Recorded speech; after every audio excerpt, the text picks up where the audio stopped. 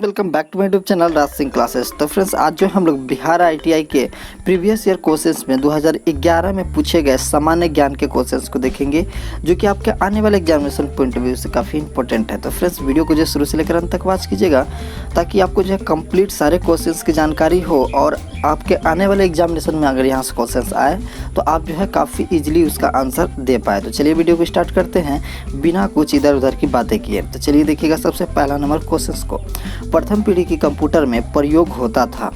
तो फ्रेंड्स, याद रखना आप लोगों को कि प्रथम पीढ़ी के कंप्यूटर में प्रयोग जो होता था वो आपका वैक्यूम ट्यूब जो प्रयोग होता था। क्या होता था, पहले जो है कंप्यूटर में वैक्यूम ट्यूब का यूज किया जाता था। तो इसका आंसर क्या हो जाएगा, ऑप्शन सी जो होगा बिल्कुल यहाँ पे करेक्ट हो जाएगा। सवाल नंबर 2 को देखिएगा कि किस प्रसिद्ध अभिनेता का वास्तविक नाम के गांगुली था।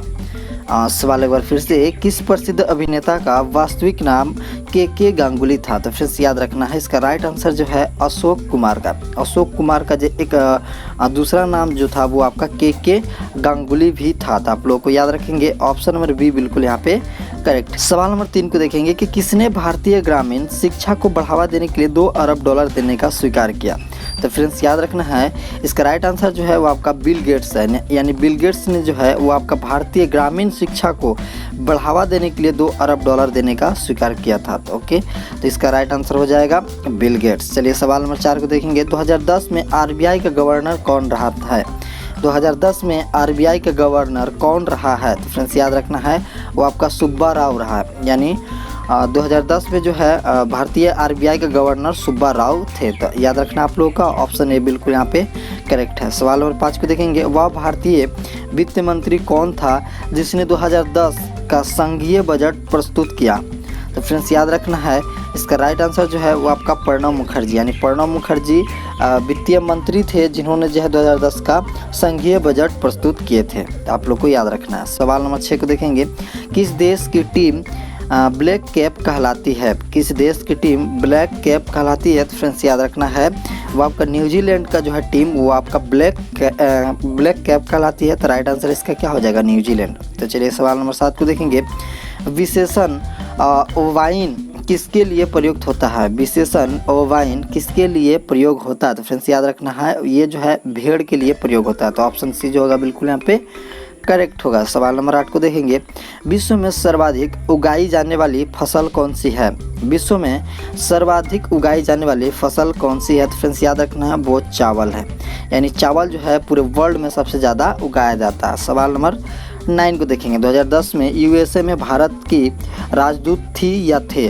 2010 में यूएसए में भारत की राजदूत थी या थे, कौन थे। तो वो आपको याद रखना है मीरा शंकर थे। तो आप लोग को याद रखना है ऑप्शन ए जो है बिल्कुल यहाँ पे करेक्ट है। चलिएगा सवाल नंबर 10 की तरफ देखिएगा, इसका क्या होगा राइट आंसर। किस खेल में हॉकाई तकनीक का प्रयोग होता है। किस खेल में हॉकाई तकनीक का प्रयोग होता है। तो फ्रेंड्स, याद रखना है ये जो आपका क्रिकेट में होता है। तो आप लोग को याद रखना है हॉकाई क्रिकेट में प्रयोग होता है। ओके, सवाल नंबर 11 को देखेंगे, भारतीय संविधान के अनुसार भारत में कितनी क्षेत्रीय भाषा है। भारतीय संविधान के अनुसार भारत में कितनी क्षेत्रीय भाषा है। तो याद रखना आप लोगों को 22 क्षेत्रीय भाषा है। तो आप लोगों को याद रखना है इस बात को। चलिए सवाल नंबर 12 देखिए, नाइट्रोजन की खोज किसने की थी। नाइट्रोजन की खोज किसने की थी फ्रेंड्स। तो याद रखना है नाइट्रोजन की खोज जो है वो आपका रदरफोर्ड ने की थी। तो राइट आंसर क्या हो जाएगा, रदरफोर्ड हो जाएगा। चलिए सवाल नंबर 13 को देखेंगे, किसने नायलॉन का आविष्कार किया। किसने नायलॉन का आविष्कार किया। तो याद रखना है नायलॉन का आविष्कारक कैरोथर्स है। किसने, कैरोथर्स ने जो है नायलॉन का आविष्कार किया। सवाल नंबर 14 देखिएगा, डार्विन के साथ किससे जैव विकास का सिद्धांत प्रस्तुत करने का श्रेय दिया जाता है। डार्विन के साथ किसे जैव विकास का सिद्धांत प्रस्तुत करने का श्रेय दिया जाता है। याद रखना इसका राइट आंसर वैलाक है। क्या है, वैलाक को जो है दिया जाता है। चलिए सवाल नंबर 15 देखिएगा, किस प्रधानमंत्री ने मंडल आयोग का रिपोर्ट पर अमल करना निर्धारित किया। किस प्रधानमंत्री ने मंडल आयोग की रिपोर्ट पर अमल करना निर्धारित किया। तो याद रखना इसका राइट आंसर जो है वो आपका वीपी सिंह है। क्या है, वीपी सिंह है। तो आप लोग को याद रखना ऑप्शन डी बिल्कुल यहाँ पे करेक्ट है। सवाल नंबर 16, ईंधन अनुसंधान संस्था कहाँ स्थित है। ईंधन अनुसंधान संस्था कहाँ पे स्थित है। तो याद रखना है ये जो है आपका धनबाद में स्थित है। तो ऑप्शन नंबर बी बिल्कुल यहाँ पे करेक्ट होगा। सवाल नंबर 17 देखिएगा, चोल वंश का संस्थापक कौन था। चोल वंश का संस्थापक कौन था? तो फ्रेंड्स याद रखना है, चोल वंश का संस्थापक जो है वो आपका विजयालय है। कौन है? विजयालय है। तो आप लोग को याद रखना है, ऑप्शन सी बिल्कुल यहाँ पे करेक्ट है। सवाल नंबर 18, जालियांवाला बाग में 1919 ईस्वी में निहत्थों पर गोली चलाने वाले को किस राष्ट्रवादी ने गोली मार दी थी? याद रखना है, वो आपका उधम सिंह है। कौन है? उधम सिंह है। तो ऑप्शन नंबर सी बिल्कुल यहाँ पे करेक्ट है। चलिए सवाल नंबर 19 को देखेंगे। भारतीय राष्ट्रीय कांग्रेस का प्रथम अधिवेशन कहाँ हुआ था? भारतीय राष्ट्रीय कांग्रेस का प्रथम अधिवेशन कहाँ हुआ था? तो फ्रेंड्स याद रखना है, वो जो है आपका मुंबई में हुआ था। कहाँ पे हुआ था? यानी बम्बई में, मुंबई दोनों सेम है। तो आप लोग को याद रखना है, ऑप्शन बी बिल्कुल यहाँ पे करेक्ट है। सवाल नंबर 20 को देखेंगे। भारत की स्वतंत्रता के समय इंग्लैंड के प्रधानमंत्री कौन थे? भारत के स्वतंत्रता के समय इंग्लैंड के प्रधानमंत्री कौन थे? तो याद रखना है फ्रेंड्स, ये जो है आपका इटली थे। कौन थे? इटली थे। तो आप लोगों को याद रखना है। गाइज अगर वीडियो अच्छा लगा तो वीडियो को लाइक करना बिल्कुल ना भूलें। वीडियो को बिल्कुल लाइक करें ताकि मैं अगले वीडियो में इससे भी ज़्यादा जो है कंटेंट ला पाऊँ और भी अच्छी कंटेंट लाऊं। तो आप लोग जो है वीडियो को लाइक करना बिल्कुल ना भूलें। नए हैं तो बिल्कुल चैनल को सब्सक्राइब कर ले, साथ में बेल आइकन को प्रेस कर ले ताकि न्यू वीडियो अपलोड हो तो आपको सबसे पहले नोटिफिकेशन मिले। चलिए सवाल नंबर 21 को देखिएगा। ब्रिटिश भारत में पहला डाक टिकट कहाँ जारी किया गया? ब्रिटिश भारत में पहला डाक टिकट कहाँ जारी किया? तो फ्रेंड्स याद रखना है, वो आपका कराची में पहला डाक टिकट आया था। तो ऑप्शन ए बिल्कुल यहाँ पे करेक्ट हो जाएगा। सवाल नंबर 22, मेन कैंप का लेखक कौन था? मेन कैंप का लेखक कौन था? तो फ्रेंड्स याद रखना है, उसका जो है राइट आंसर एडोल्फ हिटलर था। तो आप लोग का राइट आंसर ऑप्शन ए हो रहा है। चलिएगा सवाल नंबर 23 देखिएगा। सन 1917 की क्रांति से पूर्व रूस का अंतिम सम्राट कौन था?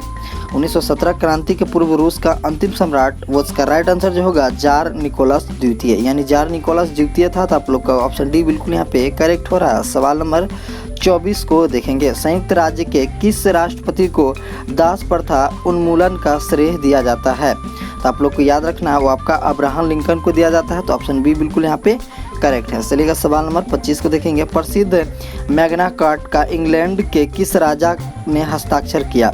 तो याद रखना है फ्रेंड्स, वो आपका किंग जॉन है। तो आप लोग को याद रखना है, ऑप्शन सी बिल्कुल यहाँ पे करेक्ट है। सवाल नंबर 26, अंतर्राष्ट्रीय शांति बनाए रखने के लिए संयुक्त राष्ट्र का कौन सा अंग मुख्य रूप से उत्तरदायी है? अंतर्राष्ट्रीय शांति बनाए रखने के लिए संयुक्त राष्ट्र का कौन सा अंग मुख्य रूप से उत्तरदायी है? तो फ्रेंड्स याद रखना है, सुरक्षा परिषद इसका मुख्य रूप से उत्तरदायी है। तो ऑप्शन बी बिल्कुल यहाँ पे करेक्ट होगा। सवाल नंबर 27 को देखेंगे। सन 1907 के कांग्रेस के नरम दल और गरम दल के बीच पड़ी फूट को एक और नाम से भी जाना जाता है, वह है? तो फ्रेंड्स याद रखना है, वह दूसरा नाम जो है सूरत फूट है। तो आप लोग को याद रखना है, ऑप्शन सी बिल्कुल यहाँ पे करेक्ट हो रहा है। सवाल नंबर 28 को देखेंगे। आर्य समाज के संस्थापक कौन थे? आर्य समाज के संस्थापक कौन थे? तो फ्रेंड्स याद रखना है, इसका राइट आंसर जो है वो आपका स्वामी दयानंद सरस्वती थे। कौन थे? स्वामी दयानंद सरस्वती थे। ओके। सवाल नंबर 29, वार्साई की संधि का हस्ताक्षर किए गए ताकि किसके कारण जे वार्साई की संधि का हस्ताक्षर किया गया? तो फ्रेंड्स याद रखना है, इसका राइट आंसर जो है वो आपका प्रथम विश्व युद्ध के समाप्त किया जा सके, इसके लिए जो है वार्साई संधि का जो है हस्ताक्षर किया गया था। तो इसका राइट आंसर ऑप्शन डी होगा, प्रथम विश्व युद्ध के समाप्त किए जा सके इसके लिए। सवाल नंबर 34 को देखेंगे। संसद की कौन सी समिति नियंत्रक एवं महालेखा परीक्षा का रिपोर्ट प्रतिवेदनों की समीक्षा करती है? तो फ्रेंड्स इसका राइट आंसर जो है वो आपका सार्वजनिक लेखा समिति, यानी सार्वजनिक लेखा समिति है। तो ऑप्शन डी बिल्कुल यहाँ पे करेक्ट हो। सवाल नंबर 35 को देखेंगे। सिख गुरु तेग बहादुर को किसने मृत्यु दंड दिवाया था? सिख गुरु तेग बहादुर को किसने मृत्यु दंड दिलवाया? तो फ्रेंड्स याद रखना है, इसका राइट आंसर जो है वो आपका औरंगजेब है, यानी औरंगजेब है। तो राइट आंसर ऑप्शन सी है, बिल्कुल याद रखना है। सवाल नंबर 36 को देखेंगे।